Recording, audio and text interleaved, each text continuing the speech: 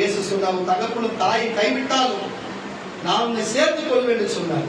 நான் உன்னை சேர்த்துக் கொள்வேன் என்று சொன்னார். அல்லேலூயா. தயவு செய்து புரிஞ்சு கொள்ளும் கர்த்தருடைய பிள்ளைகளை. வாசிப்பாய் பார்க்க சொல்றேன்.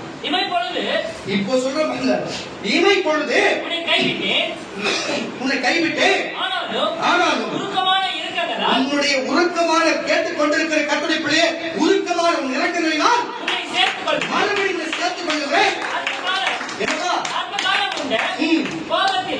அற்ப காலம் உண்ட கோபத்தினால் முகத்தை இமை பொழுதும் மறைத்தேன், ஆனாலும் நித்திய கிருபையினால் உனக்கு இறங்குவேன் என்று கர்த்தராகிய மீட்பர் சொல்லுகிறார். மீட்பர் இந்த உலகத்தில் யாரு? ரட்சகர் உலகத்தில் யாரு? இயேசு சொல்லுகிறார். இயேசு பழைய ஏற்பாட்டிலே தெளிவாய் சொல்லுகிறார், உன் மீட்பர் சொல்லுகிறார் என்று சொல்லி. இமை பொழுது கைவிட்டேன், ஆனாலும் உன்னை மறுபடியும் சேர்த்துக் கொள்ளுகிறேன். இப்படியாக கைவிடப்பட்டு கஷ்டத்திலோ நஷ்டத்திலோ மனப்பிரச்சனையோ போராட்டத்திலோ இதெல்லாம் நீ அவதிப்பட்டு இருந்தியா? மகனே மகளே, இன்றைக்கு கர்த்தர் உன்னை சேர்த்துக் கொள்ளுகிறார்.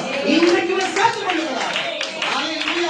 அவர் தேவனுக்கு கை கொடாமல் ஆனவர்களால் சன்னதிக்கு கை கொடுத்தார். பிதாவானவர்களால் தன் தகப்பன் தன்னுடைய பிள்ளைக்கு கை கொடாமல் இருக்கிறார். ஆனா பிதா உன் மேலும் என் மேலும்